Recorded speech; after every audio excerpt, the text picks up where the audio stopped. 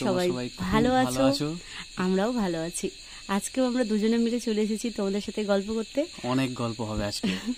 নতুন একটা ব্লগে তোমাদের সকলকে জানাই অনেক অনেক স্বাগত আর অনেক অনেক ভালোবাসা। আমাদের লাভ স্টোরির ব্লগটায় তোমরা সবাই এত এত ভালোবাসা দেখিয়েছো, তার জন্য তোমাদেরকে অনেক অনেক ধন্যবাদ আর অনেক অনেক ভালোবাসা। আর তার সাথে সাথেই তোমরা সবাই আগ্রহ দেখিয়েছো যে সেদিন রাতে আমাদের সাথে কি হয়েছিল সেটা জানার জন্য। আর তোমরা তো আমাদের পরিবার, তাই সেই বিশেষ পর্ব নিয়ে আজকে হাজির হয়ে গেছি তোমাদের সামনে। সবটাই তোমাদেরকে জানাবো, দেখতে থাকো। ভেবেছিলাম আমার সাথে যা যা ঘটে গেছে কখনোই আমি মুখ খুলবো না, কখনোই কাউকে কিছু বলবো না, কিন্তু আমি যেহেতু সোশ্যাল মিডিয়ার সাথে যুক্ত আর আমার জীবন কাহিনীটা আমি সবটাই তোমাদের সামনে তুলে ধরছি।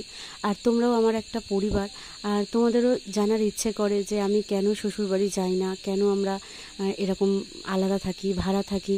তো এই প্রশ্নের সম্মুখীন আমার বহুদিন হতে হয়েছে, এখনও হতে হচ্ছে। এমনকি ইনস্টাগ্রাম বা এইখানে ওয়াইটিতে অনেকেই কমেন্ট করে যে তোমরা কেন আলাদা থাকো, জয়দা কেন তার বাড়ি যায় না, তুমি কেন শ্বশুরবাড়ি যাও না।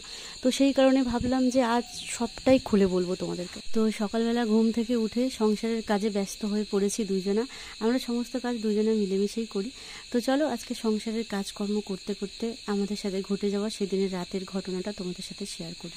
কিভাবে আমাদের দেখা হয়েছিল, কিভাবে আমাদের বিয়ে হয়েছিল সেটা তো তোমরা আগের পার্টে জেনেই গেছো। তো আজকে বলি চলো সেই রাতের ভয়ানক ঘটনার কথা। বিয়ের ঠিক 7 দিনের মাথায় একদিন রাতে খাওয়া দাওয়া করে আমরা ঘুমোতে যাব, ঠিক সেই সময় তুই বল, শুধু আমি বলবো? অনেকে তো ভাববে আমি শ্বশুরবাড়ির নামে মিথ্যে কথা বলছি। না না, সেটা নয়। অ্যাকচুয়ালি সেই অভিজ্ঞতা আমারও খুব খারাপভাবে হয়েছিল। তো সেদিন রাতে আমরা সবে খেয়ে দিয়ে ঘুমোতে যাব, এমন সময় ওই বাড়ির যে মালকিন একজন মহিলা ছিলেন, উনি এসে দরজায় টোকা মারছেন। আর আমরা দরজাটা খুলতেই উনি বললেন যে জয়ের মা নিচে অপেক্ষা করছে। তো সেটা শুনে প্রথম কথা আমি একটু অবাক হয়ে যাই যে কী করে এটা সম্ভব, মানে এই বাড়ির ঠিকানাটা পেলো কোত্থেকে। আমরা একটু গা ঢাকা দিয়েছিলাম, সত্যি কথা বলতে প্রথম বুঝতেই পারছো, একটু গা ঢাকা দিয়েছিলাম। জীবনে সবাই একটা প্রথম অভিজ্ঞতা, যদি কেউ যদি এরকম ভাবে বিয়ে করে তাহলে মনের মধ্যে একটা ভয় থাকে যে কি হবে না হবে। তো ওর একটা খুব ক্লোজ ফ্রেন্ড ছিল, তাকেও সেই দিনে সকালবেলায় মানে বাড়ির ঠিকানাটা দিয়েছিল আর কি। সেই দিন আমি তাকে সরল মনে বিশ্বাস করে সবই বলেছিলাম, যাতে কোনো হেল্প লাগলে তার থেকে আমি পাই। কিন্তু সেই আমার সাথে বিশ্বাসঘাতকতা করে, সেই সমস্ত ইনফরমেশন আমার বাড়িতে দিয়ে দেয়। তো এই মহিলার কথা শুনে আমি সাথে সাথে নিচে যাই এবং গিয়ে দেখি আমার মা বাবা দুজনে একসাথে দাঁড়িয়ে আছেন। এবং আমি সিঁড়ি দিয়ে নিচে নামা মাত্রই ওনাদের প্রথম কথা ছিল চল বাড়ি চল। আমি তখন ঘটনাটা তাদেরকে বলি যে আমি এখন আর বাড়ি যেতে পারবো না, কারণ আমি বিয়ে করেছি এবং এখন একজনের দায়িত্ব আমার উপরে রয়েছে। এবং আমি তাদেরকে এটাও অনুরোধ করি যাতে তারা ঠান্ডা মাথায় ভেতরে এসে আমার সাথে একটু কথাবার্তা বলে। তো আমার সেই কথা শুনে ঠান্ডা মাথা তো দূরের কথা, আমার মা রীতিমতো বাইরে গিয়ে রাস্তায় দাঁড়িয়ে চিৎকার করে সেই রাত্রে লোকজনকে জড়ো করে সেখানে। শুধু তাই নয়, সবার শুধু যে চিৎকার করছিল তাই নয়, যারা ঘুমিয়ে পড়েছিল উনি কি করছিলেন, তাদের জানলায় ধাক্কাধাক্কি দিয়ে তাদের জানলা খুলে তাদেরকে মানে আমাদের কথা বলছিলেন আর কি। অ্যাকচুয়ালি সবার দৃষ্টি আকর্ষণ করার চেষ্টা করছিলেন আর কি। আর তার সাথে সাথে এমন এমন ভাষা দিচ্ছিলেন যে ভাষাগুলো আমার জন্মে আমি কখনো শুনিনি আমার জীবনে। মানে আমি ছোট থেকে এত বড় হয়েছি, সেই ভাষাগুলো আমি মানে জীবনে কখনো শুনিনি। তোমরা বুঝতে পারছো, ধারণাও করতে পারবে না তোমরা যে ওই রাত্রেবেলা অকথ্য ভাষায় যেভাবে একটা মানুষকে বলা যায় আর কি, যা বলা যায় না সেটাই সেই কথাগুলো তারা সেই রাস্তার মাঝখানে মাঝরাতে চিৎকার করে করে সবাইকে বলছিল আমাদের ব্যাপারে। সেখানে ক্লাবের লোকজন ছিল, আর ক্লাবের লোকজন পরে এসেছে অবশ্য, পাড়ার লোকজন পুরো ছেঁকে ধরেছে। অভাবের মধ্যে ছিলাম ঠিকই বিয়ের পর থেকে, কিন্তু ওই দিনে মানে ওই রাত্রেবেলা আমার মাথায় যেন আকাশ ভেঙে পড়লো যে আমি এসব কি শুনছি, কি হয়ে গেল আমার সাথে। আর জয়কে সমানে টানাটানি করছে যে আমাদের সাথে বাড়ি চল। সমানে টানাটানি তো দূরের কথা, আমার বাবা আমাকে গলা টিপে ধরে রাস্তার সাইডে, মানে ও কী করার চেষ্টা হচ্ছিল একমাত্র ওই জানে। তবু আমি রেসপেক্টের খাতিরে ওনাকে আমি একটা উত্তর দিইনি। আমি শুধু একটা কথাই বলেছি, আমার পক্ষে যাওয়া সম্ভব নয়। ওরা একটা কথা বলছে যে তুই চল, ওর যা হবে হবে, এইটাই ছিল কথা। কিন্তু যদি নিয়ে যাওয়ার হতো সেটা জিনিসটার বিহেভিয়ারটা অন্যরকম হতো। ওরা যেভাবে লোককে ডেকে ডেকে চিৎকার করে মানে গালাগাল দিচ্ছিল আমাদের ব্যাপারে, মানে সেটা আমি ভাবতেই পারিনি যে এরকম কিছু আমাদের সাথে হতে পারে। আর শুধু বলছে যে ওর বাড়ি চলে যাক। ভাবো, বিয়ে হয়ে গেছে, 1 সপ্তাহ হয়ে গেছে আমরা একসাথে আছি, সংসার করছি, তারপরে 7 দিন পর এসে রাত্রেবেলা ওকে বলছে তুই বাড়ি চল, ও ওর বাড়ি চলে যাক। এটা কি কখনো সম্ভব? তোমরা যখন জিজ্ঞাসা করো না শ্বশুর বাড়ি কেন যাও না, তখন উত্তর দিতে চেয়েও আমি উত্তর দিতে পারি না, জানো তো। আমি চোখের সামনে দেখেছি মেয়েদের বিয়ে হলে তার শাশুড়িরা তাকে বরণ করে ঘরে তুলে নেয়, কিন্তু আমার প্রতি যে অত্যাচারটা সেদিন রাতে হয়েছিল, আমি চাই কোনো মেয়ের সাথে যেন এরকম না হয়। বরণ করতে হতো না আমাকে, কিন্তু আমার গায়ে হাত তোলার কোনো অধিকারই ওনার ছিল না। সেই সময় কথা বলছি যখন মাম ওপর থেকে তখনও নামেনি, তখন আমার মা ওপরে যায়, আমিও তার সঙ্গে সঙ্গে ওপরে যাই। আর মাম কখনো এইসব দৃশ্য চোখের সামনে দেখেনি, তাই ও ভয়ে একদম একটা কোনায় জড়সড় হয়ে দাঁড়িয়েছিল। আর আমার মা গিয়ে রুমের মধ্যে ঢুকেই মাত্র আমাদের যে পারফিউমের বোতল ছিল ওটা ওর মোটামুটি মাথা লক্ষ্য করে জোরে ছুঁড়ে মারে, সজোরে। আর তারপর লাগেনি বলে ছুটে গিয়ে আমার মাথা ধরে ওই জানলার যে পাল্লাগুলো হয় না কাচের, ওই পাল্লার মধ্যে আমাকে মাথা ঠুকে দেয়। আর আমি যে মামকে গিয়ে বাঁচাবো, এদিকে আমার বাবা আমাকে গলা টিপে আমাকে দেওয়ালের সাথে সেঁটে ধরে রেখেছে। আমি কোনোভাবেই নিজেকে ছাড়াতে পারছিলাম না, একে ভয়, তারপরে আমি সব পুরোপুরি নার্ভাস হয়ে ভাবছিলাম যে আমি কী করব। তারপরে আমি নিজে ছুটে গিয়ে আমি মামকে আমার মায়ের হাত থেকে বাঁচানোর চেষ্টা করি। তোমরা ভাবতেই পারবে না যে আমি নিজের মায়ের ব্যাপারেই বলছি, এত নির্মম, এত নিষ্ঠুর, এত ভয়ানক কোনো মহিলা হতে পারে বলে আমি তো নিজের চোখে আর কখনো দেখিনি সেদিন যে আমি নিজের মায়ের রূপ দেখেছিলাম। আর তার কিছুক্ষণ পরে ক্লাবের লোকজন জড়ো হয়ে যায়, ওই বাড়ির বাড়িওয়ালা সবাই জড়ো হয়ে যায়।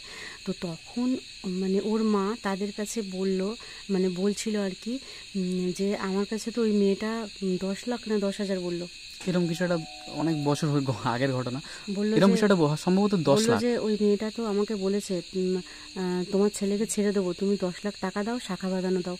আমি শুনি অবাক, আমি তো আমার পায়ের তলার মাটি চড়ে গেল যে আমি ওনার সাথে কখন এসব আলোচনা করলাম যে আমার 10 লাখ টাকা হলে বা শাখা বাঁধানো হলে আমি জয়কে ছেড়ে দেবো। এইভাবে ক্লাবের লোকজনদের কাছে বলছিলেন উনি। শুধুমাত্র আমাদের নাম খারাপ করার জন্য ওই দিন রাতে শুধুমাত্র সিন ক্রিয়েট করার চেষ্টা করেছিল এবং আমাদের নামে প্রচণ্ড ভয়ানক মিথ্যে কথাগুলো চারিদিকে বলেছিল। ইতিমধ্যে ক্লাবের ছেলেরা যখন এসে আমার বাবাকে বলল যে আপনি এত বড় একটা ছেলের গলা টিপে ধরে রেখেছেন, ওদেরকে আলাদা করার চেষ্টা করছেন, ছেলেটা তো এখনও মেয়েটার হাত ছাড়েনি, আর একটা প্রাপ্তবয়স্ক ছেলে মেয়ে যদি একসাথে বিয়ে করে থাকতে চায় তাহলে আপনি কি করবেন, আপনার আটকানোর ক্ষমতা কোনোভাবেই নেই। তখন তাদের কথাও তারা মানেনি, তারপরেও অত্যাচার চালিয়ে গেছে। খালি বলছে তুই চল, ওর বাড়ি চলে যাক, ও পড়ে থাক, তুই চল। কি করে একটা মেয়েকে ভালোবেসে আমি বিয়ে করে তাকে নিয়ে এসে সেই রাত্রিবেলা ওদের কথা শুনে আমি ছেড়ে তাকে চলে যাব, এটা কি কোনো অমানবিক না হলে এই জিনিসটা কখনো হয় না। আর সত্যি কথা বলতে আমার ওদের প্রতি ভালোবাসা তখন থেকেই শেষ হয়ে গেছিল, যখন হস্টেলে থাকতাম, বাড়ির জন্য কাঁদতাম, কিন্তু কোনোভাবেই বাড়িতে আসার সুযোগ পেতাম না। জ্বরের ঘোরে কাতরেছি, মা মা বলে চিৎকার করেছি, হস্টেলের ওয়ার্ডেনকে বলেছি একবার ফোন দাও, কিন্তু তার প্রতিদানে বাড়ি থেকে কি কথা এসছে যে তুই বাড়ি এলে তোর বাবা প্রচুর ঝামেলা করবে, তোকে ওখানে পড়তে দিয়ে আসা হয়েছে, রোগ হলে কী হবে, রোগ সেরে যাবে, কিন্তু এখানে ঝামেলা ঠেকানো যাবে না। এই সমস্ত কথাবার্তা আমি ছোট থেকে আমাকে ভেতর ভেতরে কুড়ে কুড়ে খেয়েছে। ওদের প্রতি একটুও আমার ভালোবাসা ছিল না, শুধুমাত্র নিজেদের বাড়ির ঝামেলার জন্য আমাকে দূরে ফেলে রেখেছে। প্রচুর কষ্ট পেয়েছি রাতের পর রাত, একবার খেলতে গিয়ে পায়ে লেগে ওখানে পড়ে থেকেছি, তবুও আমাকে বাড়ি আর নিয়ে আসেনি। তোমরা যারা বলো না যে মাম তো নিজের বাড়ির কাছেই থাকে, জয়দা বাড়ি কেন যাও না, বা জয়দার কি বাড়ি যেতে ইচ্ছা করে না, সত্যি কথা বলতে এই ছোটোবেলায় যেভাবে কষ্ট পেয়েছি বাড়ি আসার জন্য না, সেই বাড়ির প্রতি মন আমার তখনই উঠে গেছে।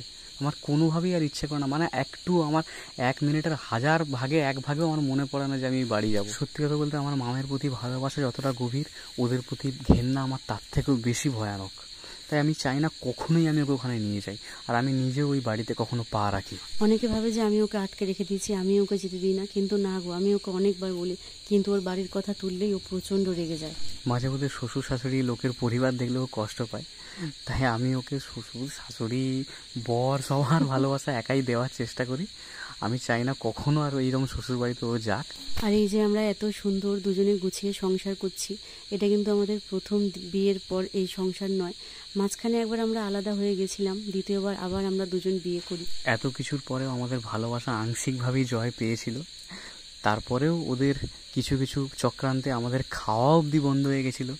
সেটা কিভাবে হলো, কিভাবে আমরা আবার আলাদা হয়ে গেলাম, কিভাবে আমরা আবার এক হলাম, অনেক কষ্টে আমরা আবার এক হয়েছিলাম, সেই সমস্ত ঘটনাও রয়েছে। সবই তোমাদের জানাবো যদি তোমরা জানতে চাও তো, আর জানতে চাইলে কিন্তু অবশ্যই কমেন্টে লেখো। সেই রাতে নিজের ভালোবাসাকে সাপোর্ট করে আমি ঠিক করেছিলাম নাকি আমি কিছু ভুল করেছি, সে সম্বন্ধে তোমাদের মতামতগুলো অবশ্যই কমেন্টে জানিও। আর এদিকে দেখো, খুব বেশি ভাত ছিল না, অল্প ভাত ছিল, তাই জন্য আমি ওটাকে মাখিয়ে মামকে খাইয়ে দিচ্ছি আর আমিও নিজে খাচ্ছি। অনেক ছোটবেলা থেকে একা একা ভাত খাই, তো জয়ের হাতে মাঝে মধ্যে ভাত খেতে আমার খুব ভালো লাগে, তো ওই জন্য বলি তুই একসাথে বাটির মধ্যে ভাত মাখিয়ে আমাকে খাইয়ে দে। তো এইভাবে আমাদের দিনটাও শেষ হলো, আর সেদিন রাতের অভিজ্ঞতাটা শেষ হলো। আর অনেক কিছু রয়েছে, জানতে হলে অবশ্যই কমেন্টে জানো, সব তোমাদেরকে জানাবো। আর ভিডিওটা কিন্তু অবশ্যই করে একটা লাইক করে লাইক দিও, করো, কমেন্ট করো, শেয়ার অবশ্যই করে দিও। আর চলো তোমাদের আজকের সাথে জন্য দেখা হচ্ছে নতুন একটা ব্লগ নিয়ে। টাটা। টাটা।